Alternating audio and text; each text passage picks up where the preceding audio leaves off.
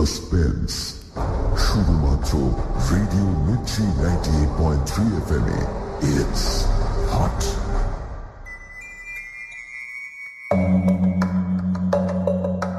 বাংলা সাহিত্যের রোমাঞ্চকর কিছু গল্প দিয়ে সাজানো আমাদের এই বিশেষ নিবেদন সানডে সাসপেন্স।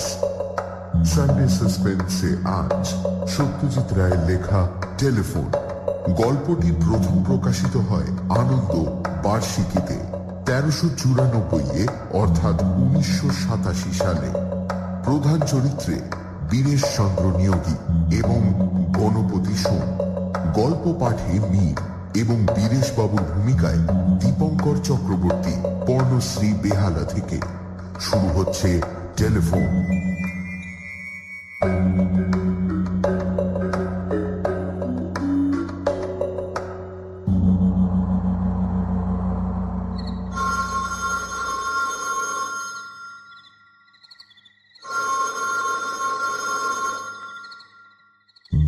বাবু বিরক্ত হয়ে খাটের পাশের টেবিলের উপর রাখা টেলিফোনটার দিকে দেখলেন। টেলিফোনের পাশে ঘড়ি, তাতে 12টা বাজে, রাত 12টা। বীরেশবাবু সবে হাতের বইটা বন্ধ করে ঘরের বাতিটা নেভাতে যাচ্ছিলেন, এদিকে টেলিফোনটা বেজেই চলেছে।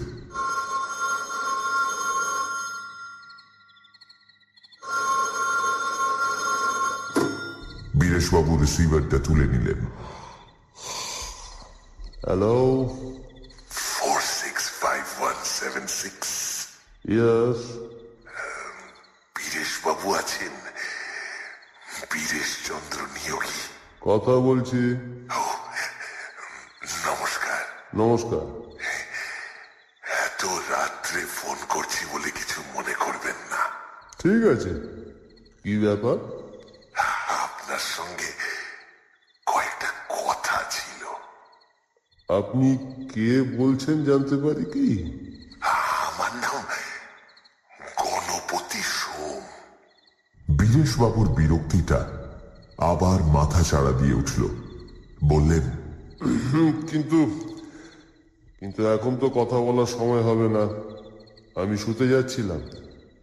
তাছাড়া আপনাকে তো চিনিও না। আমি কিন্তু আপনাকে চিনি। আপনার পেশা ডাক্তারি। 3 মাস হলো এই বাড়িতে এসেছেন। আগের বাড়িতে আগুন লেগে প্রচুর ক্ষতি হয়, তাই আপনাকে এখানে উঠে আসতে হয়। আপনার স্ত্রী গত হয়েছেন আজ 11 বছর হলো। আপনার বয়স 55। আপনার একটি ছেলে আছে, ইঞ্জিনিয়ার। সে ভোপালে থাকে। কেমন ঠিক বলিনি? হ্যাঁ। বীরেশবাবু যার পর নাই বিস্মিত হলেন। বললেন, আপনি এত কথা জানলেন কি করে? ধরে নিন এটা আমার একটা বিশেষ ক্ষমতা। এখন বলুন, আপনি আমার কথাগুলো শুনতে চান কিনা? বেশি সময় লাগবে না তো? না, অবশ্যই। কথার পর যদি কথোপকথন চলে তাহলে কিছুটা সময় লাগতে পারে। ঠিক আছে, বলুন। আজ থেকে 7 বছর আগের কথা বলছি। আমার পেশা ছিল ওকালতি। আপনি সেই সময় মুক্তারাম বাবু স্ট্রিটে থাকতেন, তাই নয় কি? ঠিকই বলেছেন। আপনার ছেলের নাম অরূপ। হ্যাঁ। সে তখন সিটি কলেজে পড়তো। হ্যাঁ। এটাও আপনি জানেন কিনা দেখুন, আপনার ছেলের একটি বন্ধু ছিল, নাম শ্রীপতি। তা হতে পারে। ছেলের বন্ধুদের খবর আমি সবসময় রাখতাম না। এই শ্রীপতি ছিল আমার মেজ ছেলে। খুব ভালো ছেলে ছিল, খুব ভালো ছেলে ছিল। যেমন পড়াশোনায় তেমনই স্বভাব চরিত্রে। তার বন্ধুদের মধ্যে সবচেয়ে অন্তরঙ্গ ছিল আপনার ছেলে অরূপ। ভাগ্যক্রমে আমার ছেলে কুসঙ্গে পড়ে। তার ফলে ক্রমে তার মধ্যে অনেক বদ অভ্যেস দেখা দেয়। অরূপ অনেক চেষ্টা করেছিল তাকে বুঝিয়ে বলে এই কুসঙ্গ ত্যাগ করাতে, কিন্তু তাতে সে সফল হয়নি। অথচ শ্রীপতির উপর থেকে অরূপের টান যায়নি। অরূপ বদ্ধপরিকর ছিল যে শ্রীপতিকে আবার সৎপথে ফিরিয়ে আনবে, কিন্তু তার চেষ্টা বৃথা হয়। এসব কি আপনার জানা? অরূপের এই বন্ধুকে আমি দেখেছি, কিন্তু সে যে কুসঙ্গে পড়েছিল সেটা জানতাম না। এবার একটা দুর্ঘটনার কথা বলি। আমার ছেলেকে জুয়ার নেশায় ধরে। সে রেসের মাঠে যেতে শুরু করে। তার ফলে তার অনেক হার হয় এবং বিস্তর দেনা হয়ে যায়। তখন তখন সে অরূপের কাছে হাত পাতে, বলে তাকে উদ্ধার না করলে আত্মহত্যা ছাড়া তার আর গতি নেই। অরূপ তাকে সাহায্য করে কিভাবে সেটা আপনি জানেন কি? এখন বুঝতে পারছি। কি বুঝছেন? আমার বাড়িতে সিন্ধুকে একটা অতি মূল্যবান জিনিস ছিল। এটা আমার ঠাকুরদার সম্পত্তি, একটা হীরের আংটি। আপনার ঠাকুর দাদা ছিলেন চণ্ডীপুর স্টেটের রাজার গৃহ চিকিৎসক।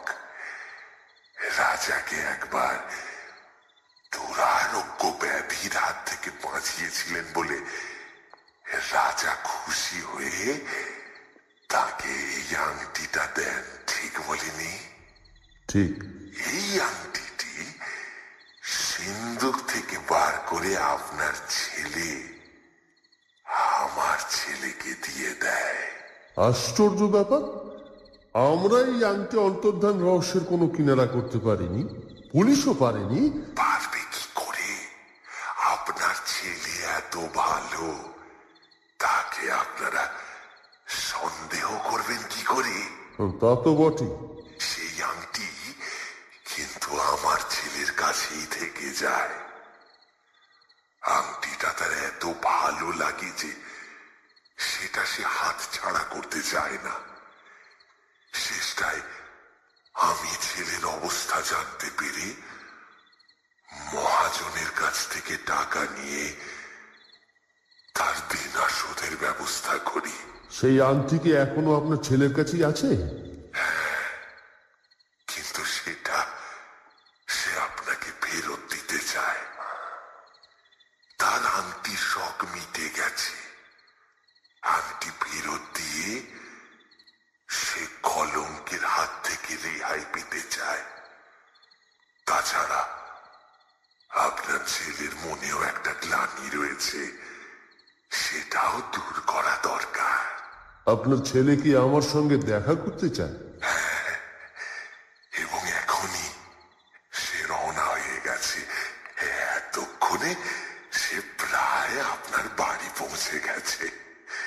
তার নাম যেন কি বললেন? শ্রীপতি। আর আপনার নাম গণপতি? আপনাদের নাম কি সম্প্রতি খবরের কাগজে বেরিয়েছে? তা বেরিয়েছে। দাঁড়ান, মনে করতে দিন। করুন, সময় নিন।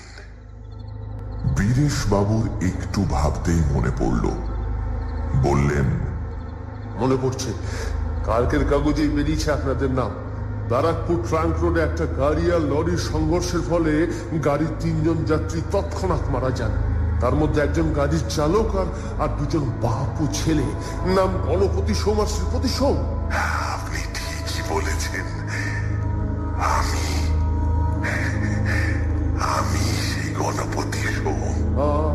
আপনি তার মানে? তার মানে আপনি যা ভাবছেন তাই।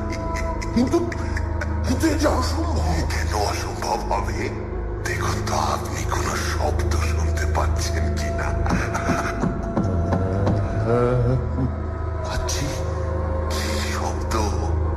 যেন আমার ইটের দরজায় টোকা মারছে।